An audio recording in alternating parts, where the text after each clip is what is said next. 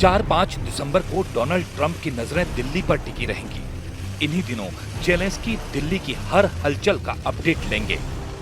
France के president, German chancellor, Britain के PM, तुर्की के राष्ट्रपति टकटकी लगाए दिल्ली में पुतिन और नरेंद्र मोदी की दोस्ती का दमदार शो देखेंगे। प्रेसिडेंट पुतिन की ऐतिहासिक भारत यात्रा की गवाह पूरी दुनिया बनेगी।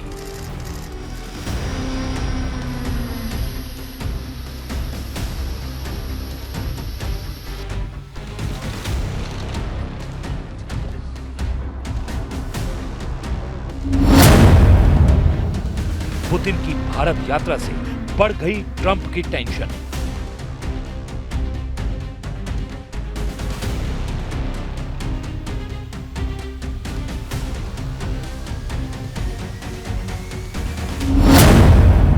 पुतिन की भारत यात्रा से नेटो में खलबली।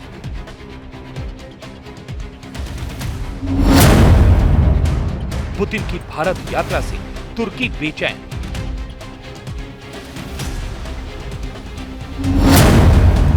रूस बोला मोदी सबसे महान पार्टनर।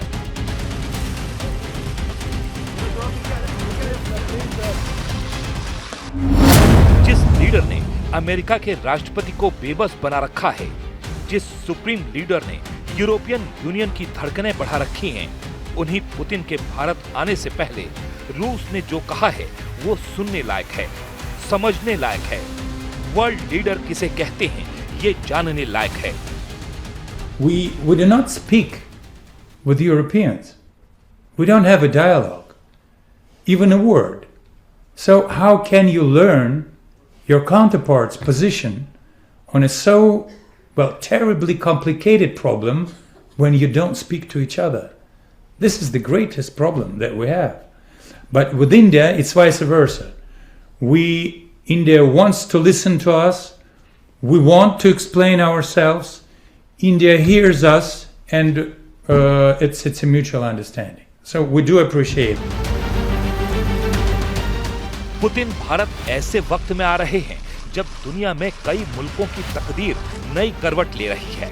खासकर युद्ध में उलझी महाशक्तियां पुतिन की हर चाल का बारीकी से विश्लेषण करने में जुट गई हैं। पुतिन की भारत यात्रा से पहले नेटो के पावरफुल सदस्य एक्शन में आ गए हैं। पुतिन के खिलाफ जबरदस्त मोर्चाबंदी की पूरी डिटेल जानने से पहले वॉर जोन से आया बहुत बड़ा अपडेट जान लीजिए, क्योंकि यूक्रेन और रूस ने पूरी ताकत से एक दूसरे को दहलाना शुरू कर दिया है।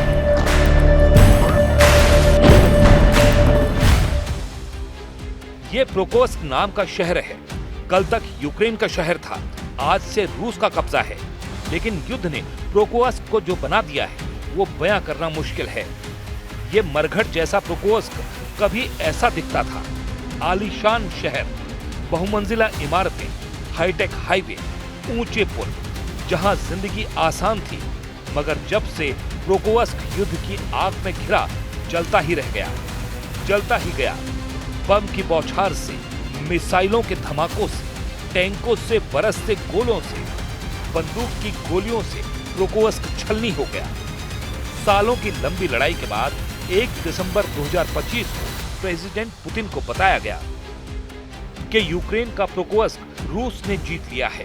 पुतिन के इस दावे से जेलेंस्की चाहकर भी इनकार नहीं कर पा रहे हैं। Войска группировки «Центр» освободили город Красноармейск и продолжает уничтожение подразделений противника в Димитрове. Кроме того, часть сил группировки успешно развивает наступление в Днепропетровской области. हालांकि इस जीत की खुशी के बीच यूक्रेन ने भयानक हमला शुरू कर दिया। यूक्रेन ने पुतिन की प्रतिष्ठा पर वार शुरू कर दिया। जेलेंस्की ने पुतिन को बराबर की टक्कर देनी शुरू कर दी है। यूक्रेन अब रूस के हर हमले का जोरदार पलटवार कर रहा है।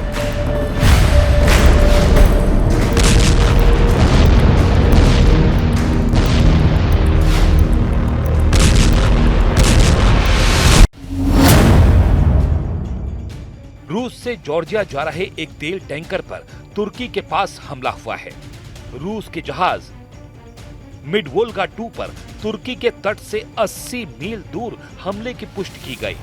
तुर्की अधिकारी ने कहा कि जरूरी मैसेज संबंधित पार्टी को भेज दिए गए हैं। इससे पहले यूक्रेन नेवी के ड्रोन ने काला सागर में यूक्रेन के 2 टैंकरों पर हमला किया।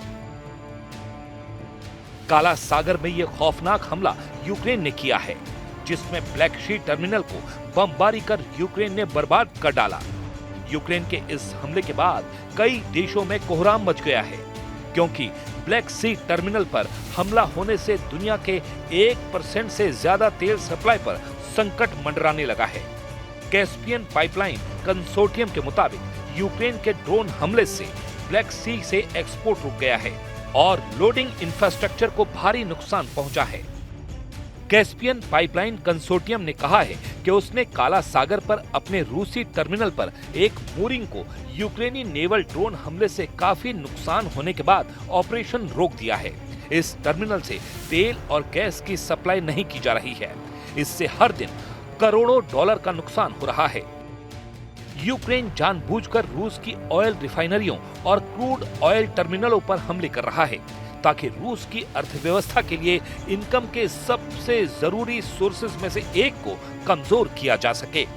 उधर फ्रांस के राष्ट्रपति इमैनुअल मैक्रों से पेरिस में मुलाकात के बाद जेलेंस्की ने आरोप लगाया है कि रूस अपने सभी वादे तोड़कर दुनिया को धोखे में रख रहा है। Росія вже стільки разів порушувала свої обіцянки, порушувала всі договори, і зривати мир в Росії дуже легко, тому потрібні надійні гарантії безпеки для України, для всіх нас. जेलेंस्की से मीटिंग के बाद फ्रांस के प्रेसिडेंट इमैनुअल मैक्रों ने साफ कर दिया है कि रूस के साथ शांति बातचीत में सिर्फ यूक्रेन ही अपने इलाकों पर फैसला कर सकता है, जबकि ट्रंप के शांति प्रस्ताव में यूक्रेन का बड़ा हिस्सा रूस को देने का सुझाव है। मैक्रों ने दावा किया है कि यूरोपियन यूनियन और नेटो को ज्यादातर मेंबर ट्रंप के सुझाव पर सहमत नहीं हैं। इसकी तस्दीक के लिए मैक्रों और जेलेंस्की ने मीटिंग के दौरान ब्रिटेन, जर्मनी, इटली, पोलैंड और यूरोपियन यूनियन समेत 1 दर्जन दूसरे लीडर के साथ एक कॉन्फ्रेंस कॉल में हिस्सा लिया।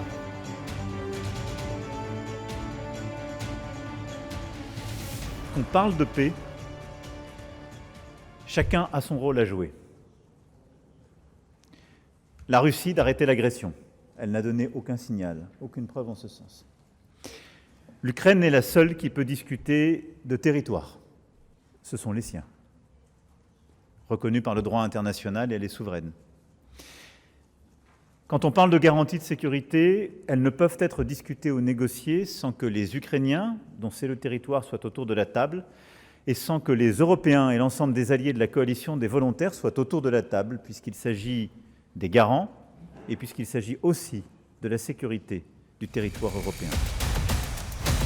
फ्रांस ने फ्रंट फुट पर आकर यूक्रेन को सपोर्ट शुरू कर दिया है।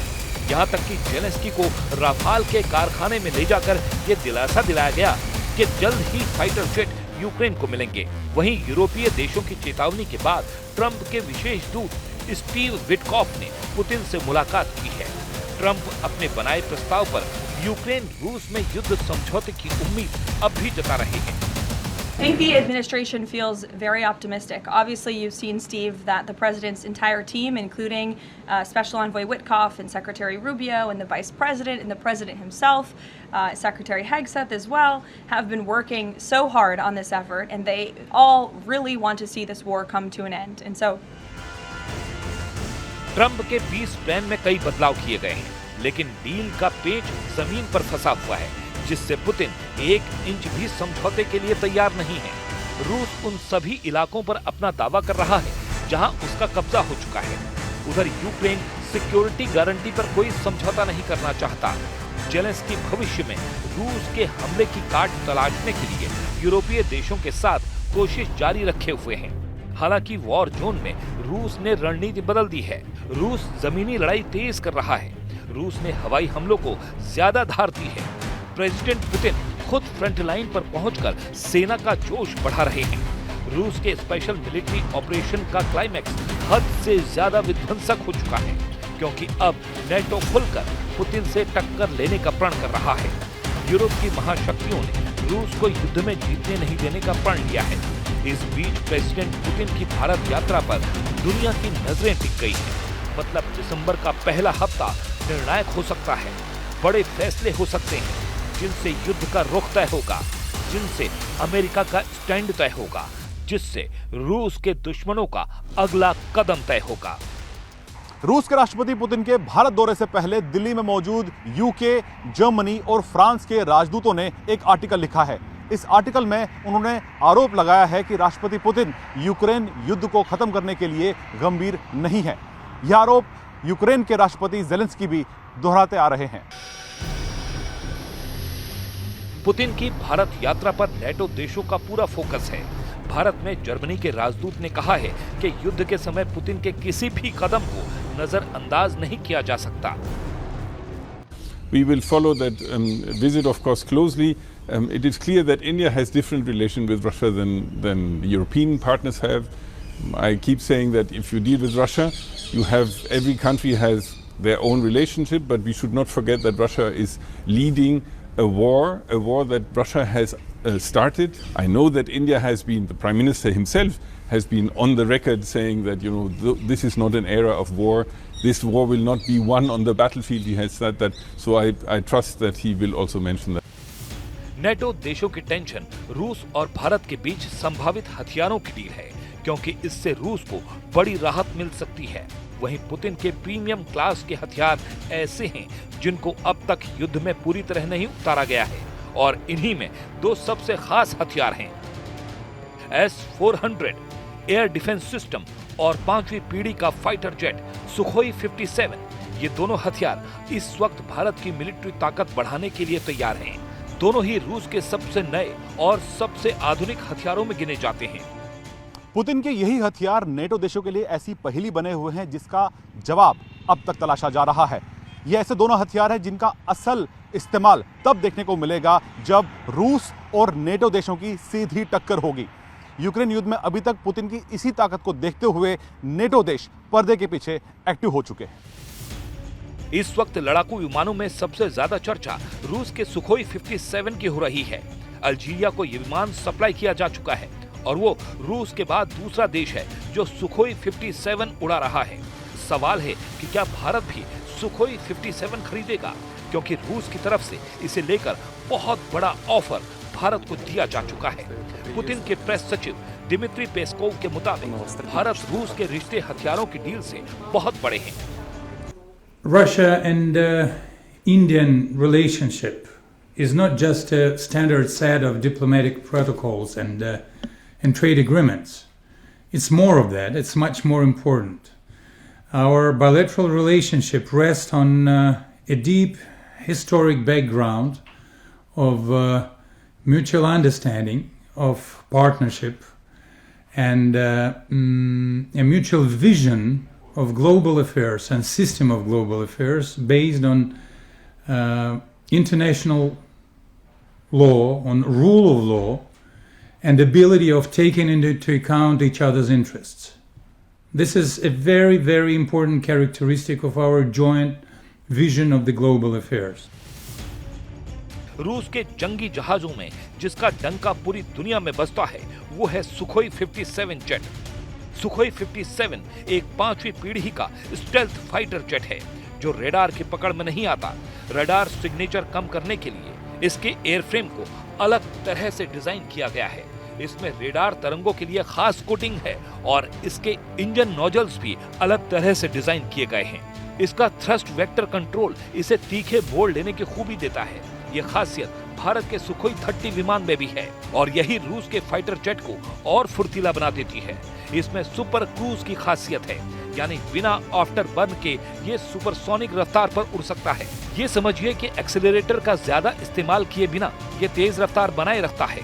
पुतिन का बाहुबली कहा जाने वाला हथियार का ट्रेलर ऑपरेशन सिंदूर में देखा जा चुका है। S-400 की रेडार कवरेज ने पाकिस्तान को पस्त कर दिया था।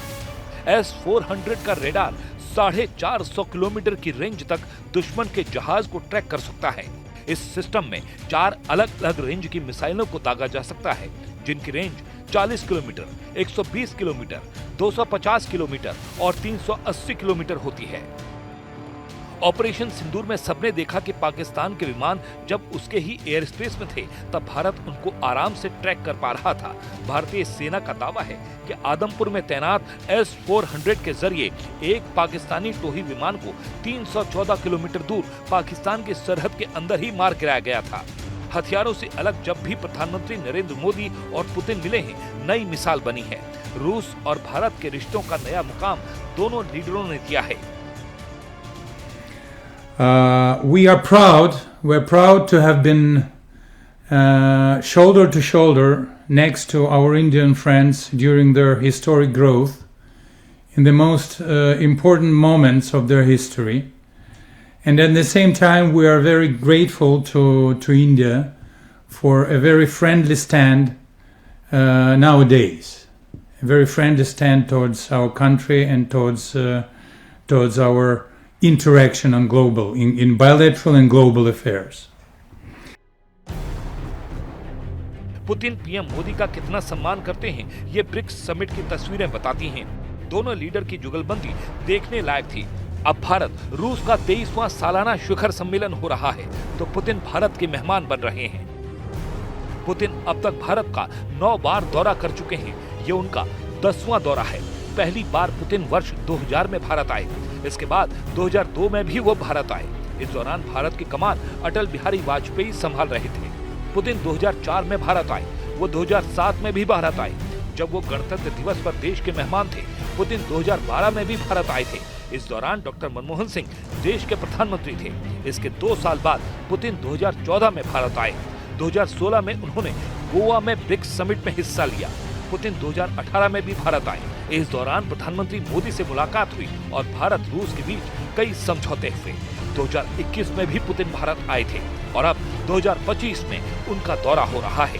पुतिन दिल्ली से ट्रंप को मैसेज दे सकते हैं। पुतिन यूरोपीय देशों को दिल्ली से अपने अगले कदम पर सिग्नल दे सकते हैं। वहीं प्रधानमंत्री नरेंद्र मोदी पुतिन के ग्रैंड वेलकम के साथ भारत रूस का 23वां सालाना शिखर सम्मेलन भव्य और यादगार बनाने जा रहे हैं।